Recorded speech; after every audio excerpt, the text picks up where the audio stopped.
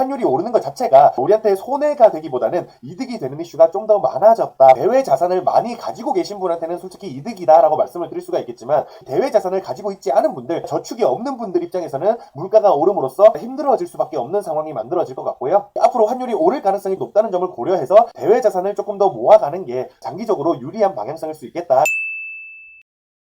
첫 번째, Make America Great Again에 대해서 말씀을 드리도록 하겠습니다. 이번에 미국 대선이 있었죠. 미국 대선에서 도널드 트럼프가 압승을 하게 됐습니다. 총 270인의 선거인단을 확보를 하면 승리하는 싸움에서 312인의 선거인을 확보함으로써 압승을 했다라고 말씀을 드릴 수가 있겠고요. 우리나라도 경상도는 좀 국힘 쪽으로 몰린 게 있고, 전라도는 좀 너무 민주당 쪽으로 몰린 게 있는데, 그래서 이제 충청도의 표심을 얻어야지 선거에서 승리한다라는 이야기들을 많이 하잖아요. 미국도 마찬가지입니다. 공화당 후보를 미는 주들이 있고요, 민주당 후보를 미는 주들이 또 있습니다. 여기서 진한 빨간색으로 표시된 곳들은 대부분 이제 원래 공화당을 미는 곳이었고, 진한 파란색으로 표시는 곳들은 대부분 원래부터 민주당을 좀 미는 곳들이었습니다. 네바다주, 애리조나주, 위스콘신주, 미시건주, 펜실베니아주, 빨갛게 나오기는 했지만 여기 노스캐롤라이나주, 그리고 조지아주까지 해가지고 요 7개 주를 우리나라로 치면 충청도와 비슷한 경합주라고 이야기를 하고 있었거든요. 색깔을 보시면 아시겠지만 7개 경합주에서 모두 트럼프가 승리를 했다라고 말씀을 드릴 수가 있겠습니다. 대통령 선거뿐만 아니라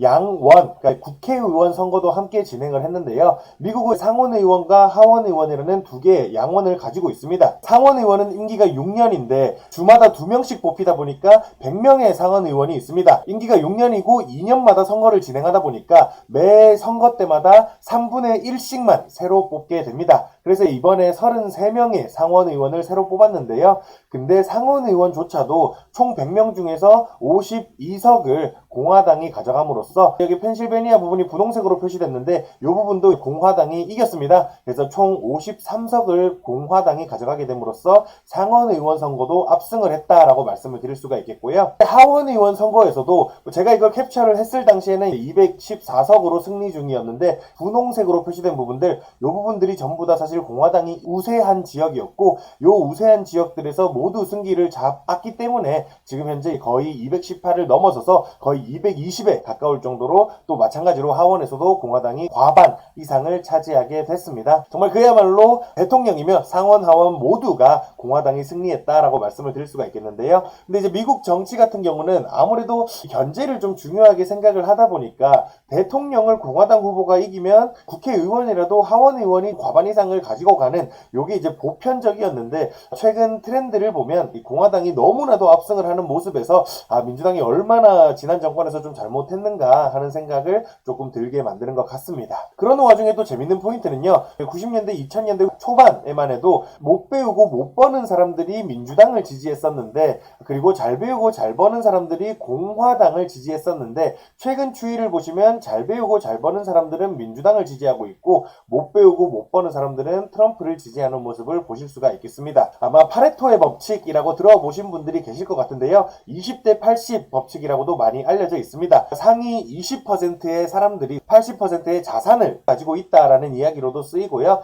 상위 20%가 80%의 어떤 지분을 가져간다라는 거를 보편적으로 얘기할 때 파레토의 법칙이라고 얘기를 합니다. 처음부터 말씀드렸지만 상위 20%가 소득의 80%를 가진다라는 것도 크게 틀린 말은 아닌데요, 그런 점에서 봤을 때 이 표는 두 당 하나거든요. 그런 관점에서는 당연히 못 배우고 못 버는 사람들의 지지를 얻는 게 선거에 있어서 유리하게 작동할 수밖에 없는 것 같습니다. 그리고 마찬가지 얘기겠지만 90년대와 2000년대 초반에도 클린턴과 오바마 행정부가 사실상 선거에서 아주 압승을 했다는 것까지 생각을 해봤을 때 아무래도 못 배우고 못 본 사람들의 지지를 받는 게 선거에서 유리해지겠구나 하는 생각이 많이 드는 것 같습니다. 트럼프 승리 이후로 S&P 500은 5% 이상 상승을 하면서 6000포인트까지 상승하는 모습을 보여줬고요. 대통령 선거 당시에 히트맵입니다. 일주일간의 히트맵이고요. 대체로 이제 초록색으로 표시되는 것들이 정말 많이 올랐다라는 것을 보여줄 수 있겠고요. 여담으로 좀 말씀드리자면 이번에 부통령 후보인 JD 벤스, 트럼프의 러닝메이트였고 부통령으로 당선된 JD 벤스라는 사람은 트위터에다가 구글을 해체시켜야 된다라고 주장을 했던 분이고요. 그런 와중에 트럼프가 이 메타, 페이스북에서 가짜뉴스를 유포한다는 이유로 계정을 차단당하는 이슈가 한참 전에 있었죠. 여기서 또 재밌는 포인트가 트럼프는 그걸로 인해서 자기의 SNS인 트루스 포럼이란 거를 만들기도 했고요. 그거를 또 상장시켜가지고 트럼프 미디어라는 주식회사가 상장이 되어 있기도 합니다. 트럼프 대선 당시에 그 주식회사가 또 엄청나게 상승을 하는 이슈도 발생을 하기도 했는데요. 근데 이런 주식들이 저는 오른다는 게 사실 납득이 안 되기는 합니다. 트럼프 행정부가 들어섰을 때 아주 큰 악재를 보유하고 있음에도 이 주식들이 오르는 모습들이 정말로 신기하구나라는 생각을 저는 많이 했고요. 어쨌든 전체적으로 상승하는 와중에 제가 이제 지지난주 이슈 리뷰에서 말씀을 드렸지만요. 대부분의 빅테크 기업들은 전부 다 민주당의 대부분의 기부를 했습니다. 근데 여기 테슬라 오너인 일론 머스크 혼자서 도널드 트럼프 공화당에 100% 기부하는 모습을 보여줬고요. 그런 모습에 힘입어서인지는 모르겠지만 테슬라가 30%나 일주일 동안 상승하는 기염을 토해내기도 했었습니다. 그래서 전체적으로 대선이 있는 해에는 증시가 좋다라는 게 미국의 일반적인 시각이었거든요. 근데 이제 실제로도 보시면 아시겠지만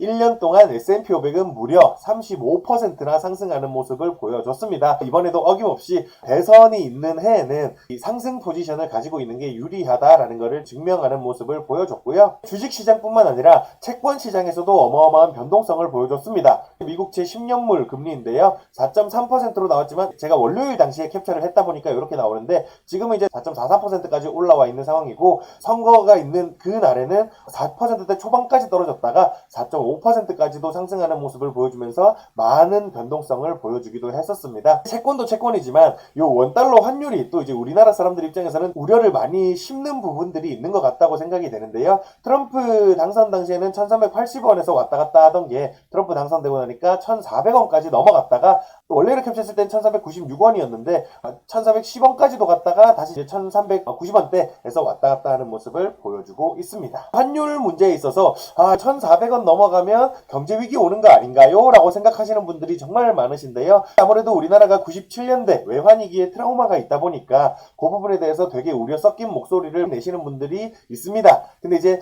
요거에 대해서는 사실 그렇게까지 걱정을 하지 않아도 된다라고 말씀을 드릴 수가 있겠고요. 왜 그런가에 대해서는 요 경상수지를 보면서 말씀을 드릴 수가 있을 것 같습니다. 경상수지는 크게 이제 상품 수지와 서비스 수지, 본원 소득 수지로 나뉘어지는데요. 경상수지라는 게 뭐냐? 해외로부터 얼마나 많은 수익을 얻었냐를 얘기를 할 수 있겠고요. 그 중에 상품 수지는 해외에 물건을 얼마나 많이 팔았느냐, 아니면 해외로부터 얼마나 많은 물건을 샀느냐를 얘기할 수가 있겠습니다. 그 다음에 서비스 수지는 물건이 아니라 사람이 제공하는 것들, 그거를 서비스라고 얘기를 하죠.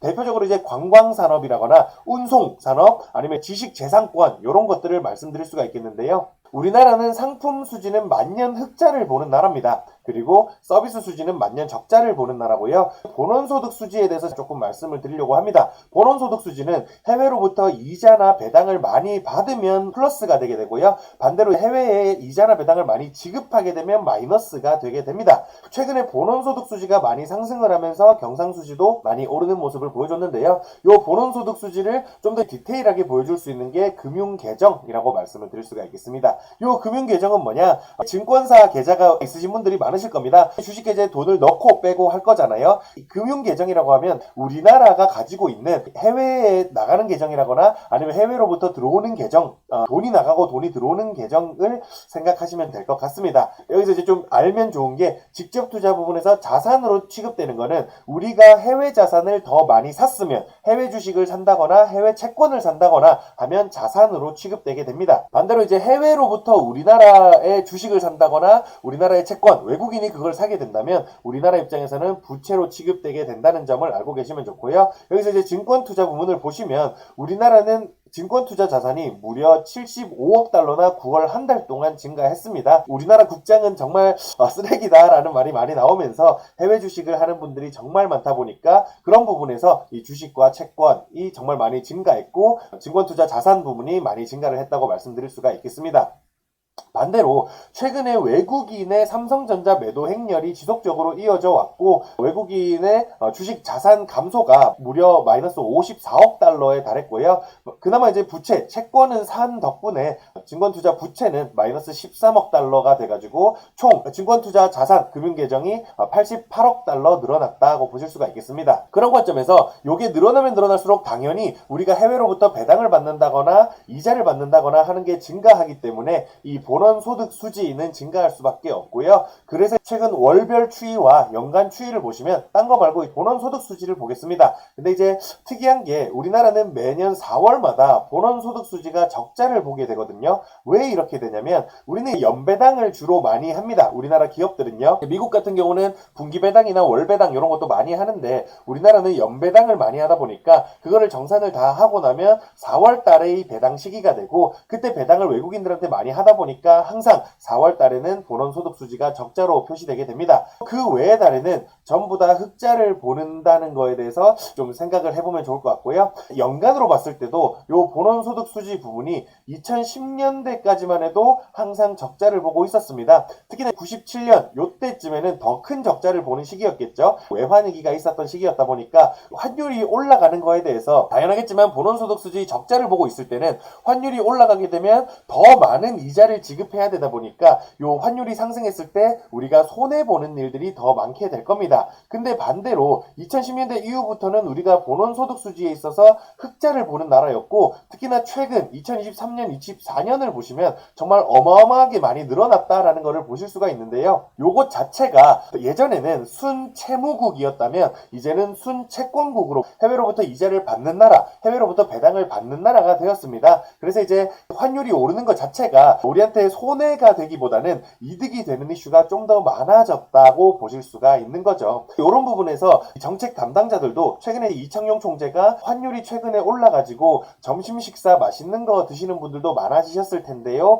라는 이야기를 한 것 자체가 이 부분에서 의미를 가지고 있다라고 말씀을 드릴 수가 있겠습니다. 그뿐만 아니라 다른 정책 담당자들도 환율 자체를 1,400원이라는 숫자보다는 변동성에 초점을 맞추고 컨트롤하겠다라는 이야기들을 봤을 때도 확실히 우리나라는 더 이상 환율 상승이 우리한테 독이 되지 않는 수준이 왔구나라고 생각을 하시면 될 것 같고 근데 이제 여기서 또 한번 생각해 봐야 될 문제는 뭐냐면 우리나라는 대부분의 에너지와 식량을 수입해서 이용하고 있습니다. 석유 한 방울 안 나는 나라다 보니까 당연히 석유도 수입해서 쓸 수밖에 없고요. 식량도 밀, 쌀 이런 거 자급률에 턱없이 부족하죠. 그래서 수입해서 쓸 수밖에 없다 보니까 환율 상승은 그런 부분에 있어서 물가 상승 요인으로 작용할 수는 있습니다. 종합적으로 고려를 했을 때 대외 자산을 많이 가지고 계신 분한테는 솔직히 이득이다라고 말씀을 드릴 수가 있겠지만 대외 자산을 가지고 있지 않은 분들, 저축이 없는 분들 입장에서는 물가가 오름으로써 정말 힘들어질 수밖에 없는 상황이 만들어질 것 같고요. 국가의 부의 차원에서는 좋은 일이겠지만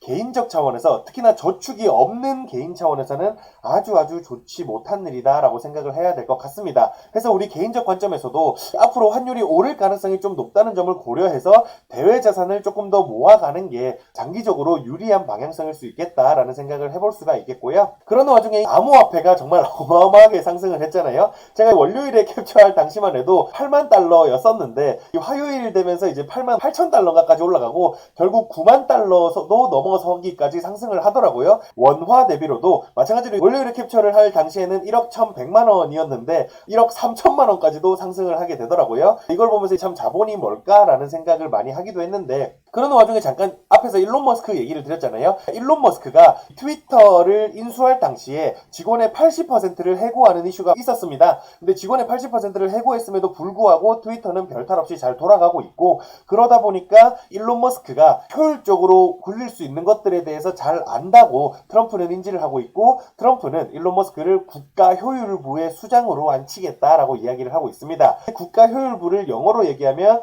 Department of Government Efficiency가 되고 머리 글자만 따면 D of Government G DOGE가 됩니다. 그래서 더지 도지코인이죠. 사실 도지코인이라는 게 일론 머스크가 화성에서 화폐로 쓸 거라고까지도 얘기를 했다 보니까 요 도지코인 자체가 밈코인으로서 한참 핫해진 적이 있었는데 최근에 이제 디파트먼트 오브 거버먼트 이피션시라는 얘기까지 나오면서 밈코인으로 좀 더 주목받기도 했고 미국 대선 이전에 100원대에 불과했던 도지코인은 무려 지금 600원을 목전에 두고 있을 정도로 500% 가까이 상승을 한 거죠. 정말 어마어마하게 많이 상승을 했다고 말씀을 드릴 수가 있겠습니다. 그러는 와중에 트럼프의 정책 어젠다에 있어서 가장 중요한 이슈가 되는 것은 아무래도 관세에 대한 얘기겠죠. 트럼프는 개인 소득세를 낮추고 그러니까 미국 국민들이 내는 세금들을 낮추는 대신 관세를 높여가지고 부족한 세수를 충당하겠다라고 이야기를 하고 있고요. 모든 국가의 10%에서 20% 일률 관세를 매기고 중국은 특히나 60% 관세를 매기겠다라고 이야기를 하고 있습니다. 역대 미국의 관세율에 대한 추이를 보시면요. 이때가 이제 대공황 2차 대전이었고 세계대전이 터졌던 주요한 이유 중에 하나가 인플레이션이었거든요. 이 어마어마한 물가 상승은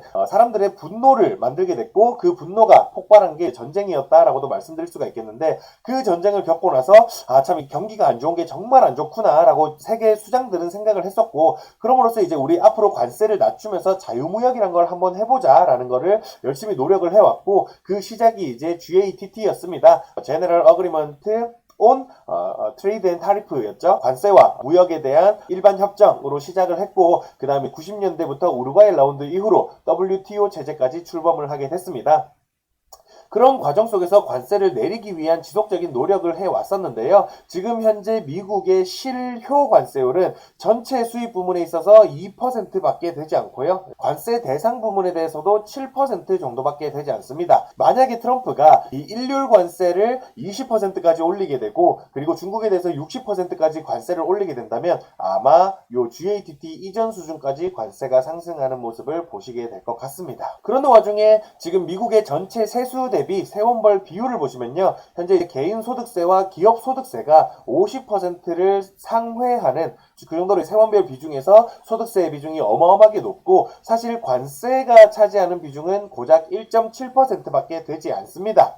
근데 이제 이 부분에서 소득세를 낮춰가지고 트럼프가 하는 얘기에 따르면 아마 여기서 5% 정도는 세원이 감소할 가능성이 아주 높다고 볼 수 있겠는데 그렇게 된다면 여기 1.7%가량의 관세를 5%가량 상승시켜야 되고 그러기 위해서는 정말로 관세를 지금 현재보다 4배 정도는 상승을 시켜야 되게 됩니다. 아까 전체 관세가 2%대라고 했는데 그거를 이제 10%대까지 상승해야 된다는 걸 감안하면 정말로 트럼프 체제 하에서 GATT 이전으로 돌아갈 가능성이 아주 높다고 말씀을 드릴 수가 있겠습니다. 미국은 제조업이 정말 힘듭니다. 왜냐면요. 인건비가 너무 비쌉니다. 사실 우리나라도 인건비가 미국에 비하면 아주 싼 편이거든요. 삼성전자 엔지니어가 연봉 1억 넘게 받으면 와 진짜 많이 번다 라고 우리는 생각하잖아요. 삼성전자가 미국에다가 공장을 열심히 짓고 있잖아요. 마찬가지로 TSMC도 미국에다가 공장을 짓고 있습니다. 근데 그들이 공장을 지어도 공장을 돌릴 수가 없는 게 뭐냐면요. 직원을 구하지를 못합니다. 그런 문제 때문에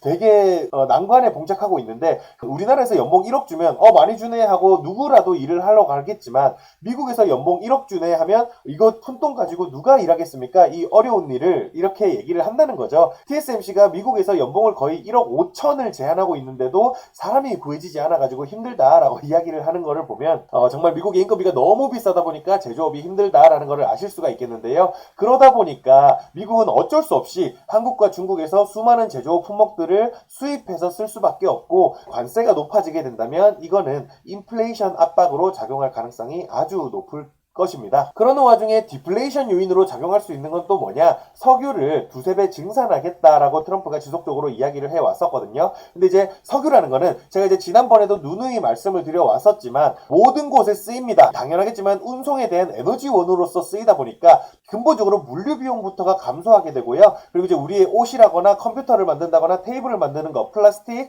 고무 이런 것들을 만드는 것조차도 모두 석유가 필요하기 때문에 석유 가격이 하락하게 되면 모든 물가 유가를 하락시킬 수 있는 디플레이션 요인으로 작용한다라고 말씀을 드릴 수가 있겠습니다. 그래서 만약에 석유를 두세 배 증산하는데 성공한다면 정말로 디플레이션이 크게 일어날 수 있는 요인이기는 한데요. 문제는 미국은 셰일 오일을 생산하고 있다는 거고, 제가 지난번에 프래킹 공법에 대해서 좀 자세히 말씀을 드렸었습니다. 그래서 그 영상을 참고를 하시면 좋을 것 같고요. 프래킹 공법으로 석유를 채산을 하게 되면 초반 5개월까지는 생산량이 좀 많이 나올 수가 있는데 그 다음부터는 생산량이 지속적으로 감소를 하게 됩니다. 6년 정도의 주기를 두고 대규모 투자가 필요하거든요. 문제는 대규모 투자를 하기 위해서는 유가가 아무래도 60불에서 70불 정도는 유지가 되어줘야 어느 정도 채산성이 나온다라고 말씀드릴 수 있다 보니까 석유를 두세 배 증산하게 되면 유가가 정말 크게 하락하는 요인이 될 수가 있고, 그렇게 된다면 석유를 생산할 수가 없기 때문에 이게 또 석유 가격을 상승시키는 요인이 되게 될 겁니다. 그런 관점으로 접근을 해본다면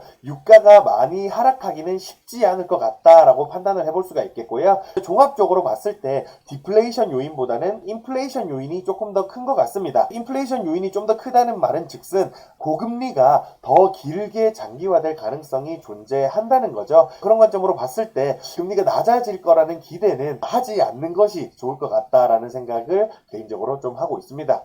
트럼프는 안보관에 있어서도 너무나도 비즈니스적인 접근을 하는 걸로 유명한 사람이죠. 트럼프가 1기 행정부 당시에 2017년부터 2020년까지 집권했을 당시에도 우크라이나가 나토 가입하니 많이 관련해서로 말이 많았거든요. 러시아가 우크라이나와 전쟁을 하기 전이었죠. 우크라이나가 나토를 가입하고 싶다고 함으로써 러시아와 우크라이나 간의 갈등이 더 커지기 시작했고, 그러다가 나토 가입이 점점 가시화되니까 결국 러시아가 우크라이나를 침공하는 이슈가 발생을 했던 건데, 그런 부분에서 트럼프 1기 때, 그러니까 전쟁이 있기 이전에 그런 이슈 가지고 트럼프의 가치관이 어떤지를 우스갯소리로 짤로 만들어진 게 있거든요. 그거를 제가 영상으로 만들어 봤는데 그거를 일단 보고 시작을 해보겠습니다.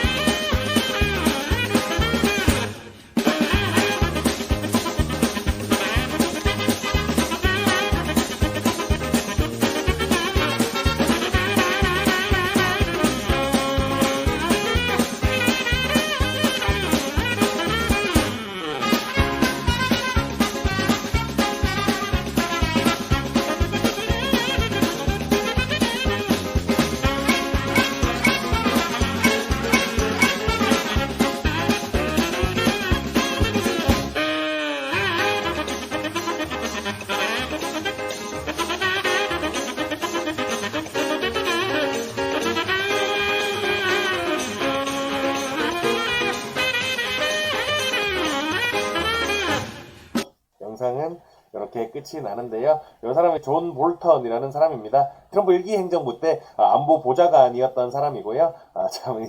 트럼프의 모습을 되게 답답해 했었습니다. 회고록을 썼는데 회고록에서도 트럼프는 좀 이상한 사람인 것 같다라는 이야기를 했다는 거를 생각해보면 앞으로 국제 정세에서 미국이 어떤 스탠스를 취할지 이것 또한 재밌는 관전 포인트가 될 것 같습니다. 정리를 드리자면요. 선거 결과 트럼프 당선뿐만 아니라 양원 또한 과반 이상을 차지하며 그야말로 공화당이 압승을 하게 됐습니다. 90년대에는 저교육 저소득층이 민주당을 지지했으나 시간이 지날수록 공화당을 지지하는 모습을 보여주고 있고요. 선거 이후 증시와 비트코인은 사상 최고치를 기록했고 채권시장과 환시장에서도 큰 변동성을 보여줬습니다. 환율 1,400원 돌파는 97년의 트라우마로 인한 국민들의 걱정과는 달리 외환위기에 대한 가능성은 좀 낮다고 볼 수 있겠고요. 트럼프 행정부의 주 의제는 아마도 소득세율 인하와 관세 인상 및 재정지출 축소, 불법 이민 퇴출이 아닐까 싶습니다. 현재 실효 관세율의 4배 정도는 되어야 소득세율 인하를 대체할 수 있고, 불법 이민자 퇴출로 인한 인건비 상승은 인플레이션 요인으로 작용을 할 것 같고요. 셰일 증산이 계획대로 된다면 아주 큰 디플레이션 요인이 될 수 있으나 생산 감퇴율을 고려해봤을 때 쉽지 않을 것 같다는 생각이 들고요. 그래서 종합적으로 생각해보면 디플레이션 요인보다는 인플레이션 요인이 좀 클 것 같습니다. 트럼프는 안보에도 지나치게 비즈니스적 접근을 하다 보니까 이 또한 흥미로운 관전 포인트가 되어줄 것 같습니다.